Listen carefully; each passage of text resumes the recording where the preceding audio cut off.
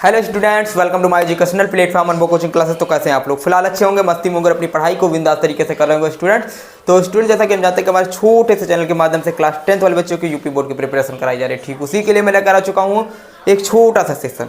तो इस सेशन में हम बात करने वाले हैं क्लास 10th वाले बच्चों के लिए केमिस्ट्री यानी सोशल साइंस के बारे में।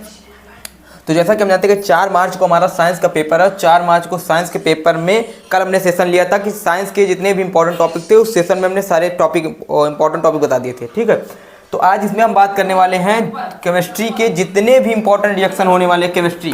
ठीक, हमने पहले भी बताया था, कल भी बताया है कि साइंस को 3 टुकड़ों में हमने डिवाइड किया है। 3 टुकड़ों में डिवाइड होते हैं साइंस, यानी केमिस्ट्री, बायोलॉजी और फिजिक्स। तो इसमें केमिस्ट्री की जितने भी इंपॉर्टेंट रिएक्शन रहने वाले हैं, केमिस्ट्री के जितने भी इंपॉर्टेंट रिएक्शन है उसको हम इस सेशन में देखेंगे। ठीक है, तो देखिए इसमें टोटल ज़्यादा क्लास 10 में ज़्यादा रिएक्शन नहीं है, टोटल 10-12 रिएक्शन है। वही रिएक्शन बार बार घुमा करते हैं, कोई दिक्कत होने वाली नहीं है।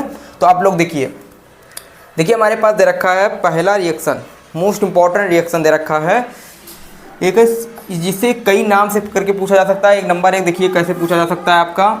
सबसे पहले पूछा जा सकता है ऑक्सीकरण क्रिया। ठीक, देखिए ये रिएक्शन कैसे पूछा जा सकता है। देखिए यही रिएक्शन इतना आप तैयार कर लीजिए, इतना रट डालिए, बस इसके अलावा कहीं से आपका कोई क्वेश्चन नहीं फंसेगा रिएक्शन में। ठीक, केमिस्ट्री के जो 10 नंबर यहीं से फंसेंगे।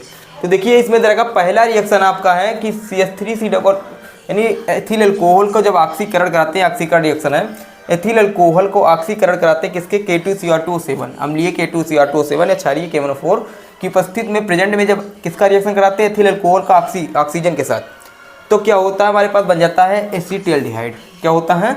एसीटिल्डिहाइड। एसीटिल्डिहाइड बनने के बाद बनता है एसीटिक अम्ल। ठीक, यानी देखो ऑक्सीकरण अपक्रिया ऐसी अपक्रिया है जिसमें ऑक्सीजन का योग होता है और हाइड्रोजन का निष्कासन होता है, ऑक्सीकरण अपक्रिया कहलाती है। तो आप इस तरह भी लिख सकते हैं, कोई दिक्कत नहीं। ये रिएक्शन वेरी इंपॉर्टेंट रिएक्शन है। ठीक, अब देखिए रिएक्शन किस प्रकार भी और भी किस प्रकार से पूछा जा सकता है, देख लीजिएगा।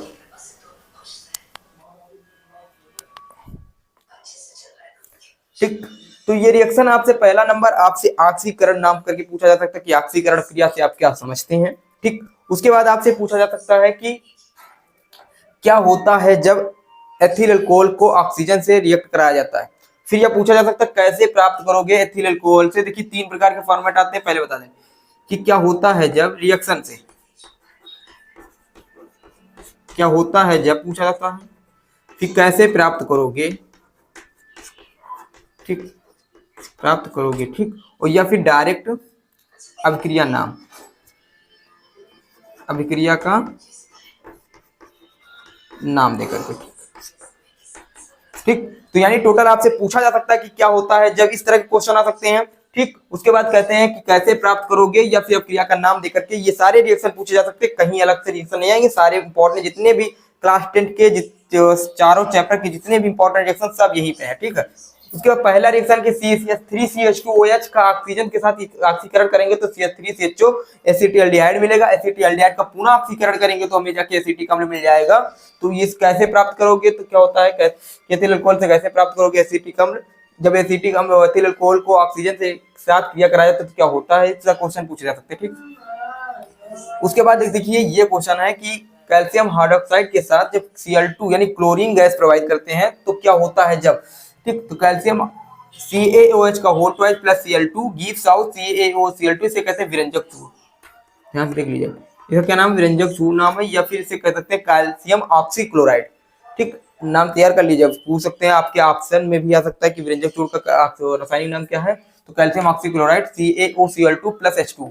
ठीक, उसके बाद हमारे पास दे रखा है, देखिए अब चौथे चैप्टर से देखिए किस प्रकार से जो रिएक्शन के मामले में चौथा चैप्टर कार्बनिक वाला। ठीक है, क्या है कार्बनिक वाला चैप्टर रिएक्शन के मामले में। इसमें मेन इंपॉर्टेंट है अल्कोहल। दिख रहा नहीं दिख रहा, क्या है अल्कोहल, दूसरा है एसिटिक अम्ल। ठीक, अल्कोहल एसिटिक अम्ल छोड़ के मत जाइएगा बोर्ड एग्जाम में। यानी अल्कोहल में क्या है आपका, अल्कोहल में बनाने की विधि। ठीक, किण्वन द्वारा बना सकते हो या फिर एमीन द्वारा बना सकते हो। ठीक है, अल्कोहल बनाने की विधि, इसके रासायनिक गुणधर्म, उसके इसमें भी एसिटिक अम्ल में भी क्या है बनाने की विधि।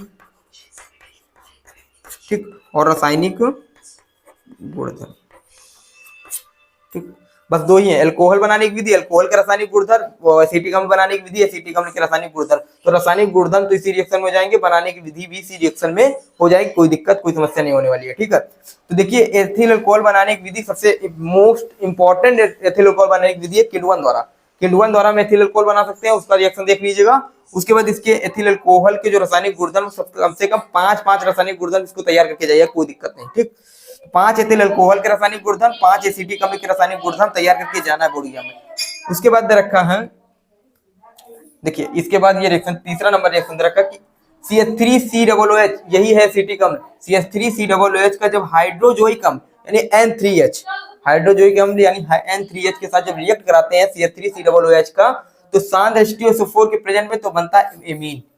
ठीक है, बनता है प्राथमिक एमीन प्राप्त होता है, यानी मेथिल एमीन प्राप्त होता है CH3NH2। उसके बाद इसमें क्या होता है, CO2 गैस और नाइट्रोजन गैस बाहर निकल जाता है, कोई दिक्कत होने वाली नहीं है। ठीक, उसके बाद यह है, देखो इस कैसे पूछा जा सकता है क्या होता है जब, हाँ इस अपक्रिया का नाम क्या है, तो इसे स्मिट अपक्रिया की नाम देकर पूछ सकते हैं। ठीक, स्मिट अपक्रिया से आप क्या समझते हैं? देखिए अगर कैसे प्राप्त करोगे, पूछा जा सकता है कैसे प्राप्त करोगे एसिटिक अम्ल से मेथिल एमीन या प्राथमिक एमीन, तो ये रिएक्शन चल जाएगा वहां। क्या होता है जब एसिटिक अम्ल में हाइड्रोजोइक अम्ल की क्रिया कराते हैं तो भी ये रिएक्शन चलेगा, या स्मिट अपक्रिया से आप क्या समझते हैं तभी ये रिएक्शन चलेगा। और एसिटिक अम्ल का कोई एक रासायनिक गुणधर्म लिखिए तो ये भी ये रिएक्शन चल जाएगा, कोई दिक्कत होने वाली रिएक्शन आप देख लीजिए, पूरा इसको तैयार किया जाइएगा। ठीक है, उसके बाद करते हैं एसिटिक अम्ल का दूसरा रासायनिक गुणधर्म में आता है रिएक्शन CH3COOH की क्रिया P2O5 के साथ कराते हैं। भैया जहां जहां P2O5 यूज होगा वहां जल निकलेगा, जल के अणु को बाहर निकालना, कोई दिक्कत नहीं। तो देखिए यहाँ पर क्या है, CH3COOH का रिएक्शन जब कराते हैं P2O5 के साथ, तो क्या होता है हमारे पास जल बाहर निकल जाता है, यानी जल का एक अणु H2O बाहर निकल जाता है, कोई दिक्कत कोई समस्या होने वाली नहीं है।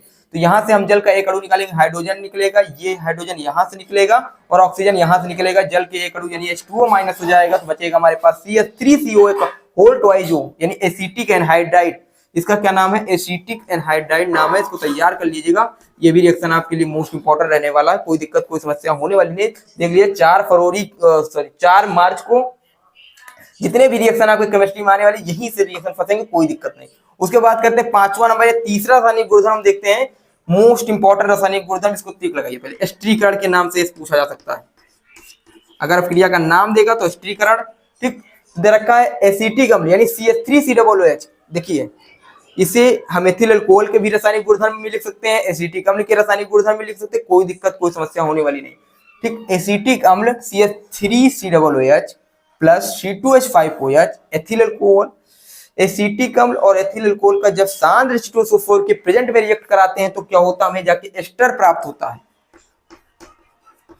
क्या प्राप्त होता है, एस्टर प्राप्त होता है। और एस्टर बनने की इसी क्रिया को एस्टरीकरण कहते हैं, मोस्ट इंपॉर्टेंट रिएक्शन। ठीक है, और एक चीज और नोट कर लीजिएगा, जब जब हम सांद्र H2SO4 की उपस्थिति में कोई भी रिएक्ट कराएंगे, कोई भी रिएक्शन कराएंगे तो वहां से जल का एक अणु बाहर निकल जाता है, कोई दिक्कत होने वाली नहीं है। आपको रिएक्शन नहीं समझ में आ रहा तो जब जब सांद्र H2SO4 की प्रेजेंट में रिएक्शन कराएंगे वहां से जल निकाल दीजिए, कोई दिक्कत होगी नहीं। ठीक है, उसके बाद हम देखते हैं अगले हमारे एसिटिक अम्ल का रासायनिक गुणधर्म है कि जब CH3COOH यानी एसिटिक अम्ल का रिएक्शन कराते हैं सोडा लाइम के साथ NaOH प्लस CO, ठीक है, यानी sodium hydroxide plus CO calcium oxide के साथ जब रिएक्शन कराते हैं तो क्या होता है, इसमें से CO2 गैस बाहर तुरंत निकल जाता है, यानी -CO2 हो जाता है, और क्या होता है हमारे पास मेथेन जाके प्राप्त हो जाता है, कोई दिक्कत होने वाली, ये मेथेन बनता है।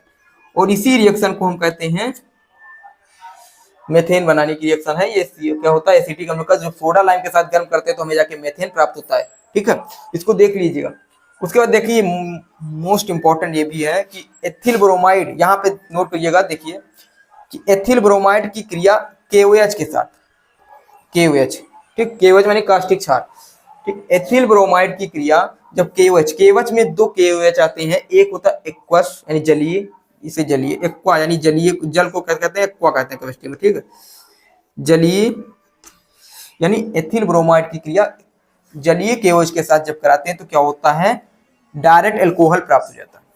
ठीक, ध्यान से सुनिएगा, एथिल ब्रोमाइड की क्रिया जलीय KOH के साथ कराते हैं तो डायरेक्ट अल्कोहल प्राप्त होता है। ये Br और ये पोटेशियम और ये Br, KBr लेकर के माइनस हो जाता है KBr। ठीक है, कोई दिक्कत होने वाली है। उसके बाद अगर बात करें C2H5Br, ठीक, और KOH की क्रिया करते हैं एल्कोहलीय KOH, यानी एल्कोहलीय KOH के साथ कराते हैं AlC के साथ, तो इसमें क्या होता है KBr तो निकलता है, KBr बाहर होता है, ठीक है। उसके बाद क्या होता है इसमें से एक जल अणु का भी निकल जाता है, अणु का एक जल निकल जाता है, ये एक हाइड्रोजन यहाँ से, एक हाइड्रोजन यहाँ से, H यानी H2O, तो KBr H2O निकलता, बचता है ये, इसे कहते हैं एल्केन, एल्कीन यानी एथीन, क्या होता है एथीन, ठीक, ध्यान से देख लीजिएगा, ये एथीन प्राप्त हो जाता है, ठीक है।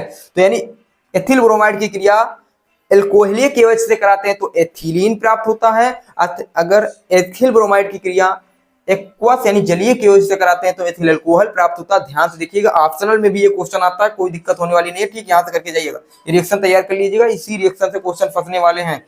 उसको दे रखा है CH4 यानी मेथेन, इसे क्लोरीनीकरण के नाम से भी इस रिएक्शन को पूछा जा सकता है, क्लोरीनीकरण, क्या है क्लोरीनीकरण, ठीक। मेथेन की क्रिया क्लोरीन से कराते हैं, किसके, सूर्य के प्रकाश की उपस्थिति में, तो हमें जाके मेथिल क्लोराइड या फिर इसका रिएक्शन आगे कराते रहते हैं जब तक हाइड्रोजन इसका लुप्त नहीं होता था, तब तक हाइड्रोजन नहीं हट जाता, यानी कार्बन टेट्राक्लोराइड जाके प्राप्त होता है। इसी क्रिया को हम कहते हैं क्लोरीनीकरण, क्या कहते हैं क्लोरीनीकरण। और क्लोरीनीकरण में क्वेश्चन आता है क्लोरीनीकरण के लास्ट उत्पाद क्या प्राप्त होता है, तो कार्बन टेट्राक्लोराइड प्राप्त होता है, ठीक है, देख लीजिएगा। उसके बाद हमारे पास एक अगला रिएक्शन है C2H5OH की क्रिया हम कराते हैं 160 से 170 डिग्री टेम्परेचर पर कराते हैं, सेल्सियस टेम्परेचर पर कराते हैं, तो क्या प्राप्त होता है एथिलीन प्राप्त होता है, ठीक। देखिए रिएक्शन घुमा फिरा के आते हैं, ठीक है, एथिलीन प्राप्त होता है। अगर इसी C2H5OH के आधिक्य में यानी दो अणु ले लें C2H5OH के और 140 डिग्री टेम्परेचर लें तो क्या होता है, हमें जाके ईथर प्राप्त हो जाता है। रिएक्शन आप लोगों ने करा होगा, अगर नहीं करा तो कर लीजिएगा, ठीक है। तो अगर C2H5OH का एक अणु लेंगे और टेम्परेचर 160 से 170 डिग्री सेल्सियस रहेगा तो क्या होगा, हमें जाके एथिलीन प्राप्त होगा। अगर C2H5OH का दो अणु लेंगे और उसके बाद क्या होता है 140 डिग्री टेम्परेचर रहता है तो क्या होता है, हमें जाके ईथर प्राप्त होता है C2H5O C2H5, ठीक। तो ये सारे इंपॉर्टेंट रिएक्शन रहने वाले हैं, इनको तैयार कर लीजिएगा, इनसे घुमा फिरा के बोर्ड एग्जाम में आपकी केमिस्ट्री में 6-7 नंबर के रिएक्शन पूछे जा सकते हैं, कोई दिक्कत होने वाली नहीं, ठीक है। इसको देख लीजिएगा। उसके बाद जो बच्चे नए हैं वो चैनल को सब्सक्राइब कर दें और बेल आइकन दबा दें जिससे आपके पास हमारे वीडियो का नोटिफिकेशन पहुंच सके, ठीक है।